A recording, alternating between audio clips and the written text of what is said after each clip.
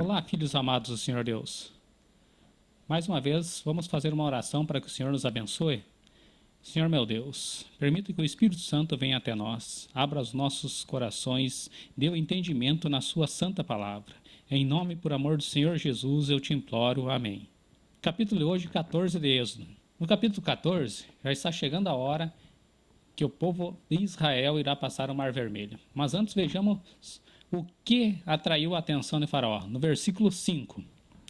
Sendo, pois, anunciado ao rei do Egito que o povo fugia, mudou o seu coração de Faraó e dos seus servos contra o povo, e disseram: Por que fizemos isso, havendo deixado ir a Israel para que nos não sirva?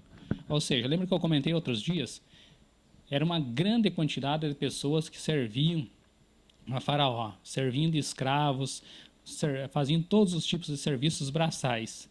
Com a saída daquele povo, digamos assim, que quebrou em mão de obra aquele país. Versículo 6. E aprontou o seu carro e tomou consigo o seu povo. E tomou 600 carros escolhidos e todos os carros do Egito e os capitões sobre eles todos.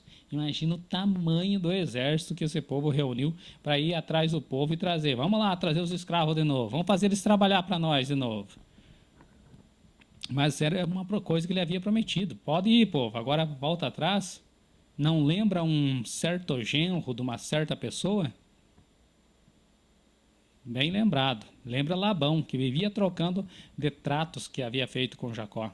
Versículo 11. Agora vemos os pessimistas, como sempre, fazendo o que tem de melhor.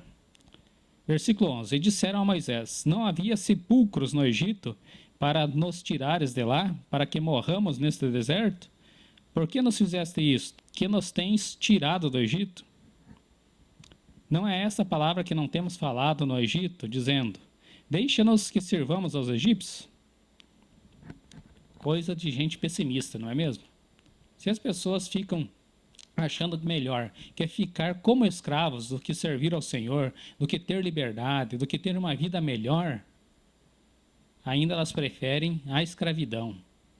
Não é à toa aquela parábola dos 10 talentos. Quando chegarmos no Novo Testamento, lembrarei vocês disso. Versículo 13. Olha como o Senhor já estava transformando muito do que era o coração de Moisés. Moisés, porém, disse ao povo: Não temais, estáis quietos, e vede o livramento do Senhor, que hoje vos fará, porque os egípcios que hoje vistes, nunca mais vereis para sempre. O Senhor pelejará por vós, e vos calareis. Cadê aquele Moisés todo tímido?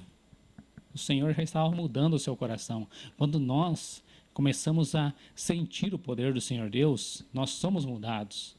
Aquilo que nós fazíamos que era empecilho para coisas boas aos olhos do Senhor, já não existe mais. Versículo 15. Então disse o Senhor a Moisés: Por que clamas a mim? Dize aos filhos de Israel que marchem. E tu levanta a tua vara e estende a tua mão sobre o mar, e fende-o, para que os filhos de Israel passem pelo meio do mar em seco. Olha só, Deus falou para Moisés: O que vocês estão esperando aí? Fala para o pessoal que marche, eles vão andando aí, eu vou fazer abrir essas águas, eles vão passar em seco, mas se eles não começar a andar, eu vou achar que o pessoal está esperando eles serem levados de volta para servir aos outros? Então, o que você faria? Se Deus mandou marchar, vamos lá, marche, ande, vá em frente. Não é de passado que você vai viver. Versículo 18. Olha só que coisa incrível. E os egípcios saberão que eu sou o Senhor, quando for glorificado em Faraó, nos seus carros e nos seus cavaleiros. E o anjo de Deus, que ia adiante do exército de Israel, se retirou e ia atrás deles, para proteção. Veja só o cuidado que o Senhor tem com seus filhos. Deles também a coluna de nuvem se retirou de diante deles e se pôs atrás deles, para proteção também. Versículo 20. E ia entre o campo dos egípcios e o campo de Israel, e a nuvem era escuridade para aqueles, e para estes esclarecia a noite, de maneira que em toda a noite não chegou um ao outro. Ou seja, durante toda a noite, mesmo com carros, cavalos, que eram muito mais velozes que pessoas andando, Os egípcios não conseguiram alcançar os filhos de Israel. Versículo 21. Então Moisés estendeu a sua mão sobre o mar, e o Senhor fez retirar o mar por um forte vento oriental toda aquela noite. E o mar tornou-se em seco e as águas foram partidas. E os filhos de Israel entraram pelo meio do mar em seco, e as águas foram-lhes como um muro à sua direita e à sua esquerda. E agora vem o que todos os pessimistas estavam jurando que iria ocorrer.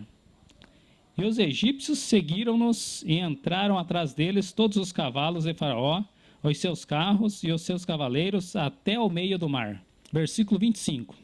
E tirou-lhes as rodas dos seus carros e fê-los andar dificultosamente.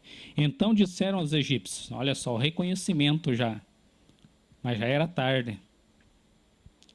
Assim como será tarde também o dia que o Senhor estiver para voltar. Quando chegarmos em Apocalipse, nós aprenderemos o que chamamos de a porta da graça. Não pense você que nos seus últimos instantes, antes do Senhor voltar, você pode se converter. Você tem que se converter agora. Porque nos últimos instantes, quando as 7 pragas já começarem a cair, não haverá mais salvação. Ou você está salvo, ou você está perdido. Não tem mais nenhuma oportunidade. E isso será tudo em uma semana, como veremos em Apocalipse 8, versículo 1. Mas quando chegarmos lá, eu explico esta profecia a vocês. Então disseram os egípcios, fujamos da face de Israel, porque o Senhor por eles peleja contra os egípcios. Adiantava alguma coisa agora eles estarem reconhecendo que o Senhor era com os filhos de Israel? Não, eles já estavam perdidos. Versículo 26. E disse o Senhor a Moisés, estenda a tua mão sobre o mar, para que as águas tornem sobre os egípcios, sobre os seus carros e sobre os seus cavaleiros. E o que aconteceu com todo aquele povo? Versículo 30. Assim o Senhor salvou Israel naquele dia da mão dos egípcios, e Israel viu os egípcios mortos na praia do mar. E viu Israel a grande mão que o Senhor mostrara aos egípcios, e temeu o povo ao Senhor, e creu no Senhor, e em Moisés, seu servo. Qual a principal dificuldade sua? Tem atrás de você 600 cavaleiros e carros? Não tem. Por maior que seja o seu problema, mostra o seu problema a grandiosidade do Senhor, do seu Deus. Pensem nisso, fique com o Senhor.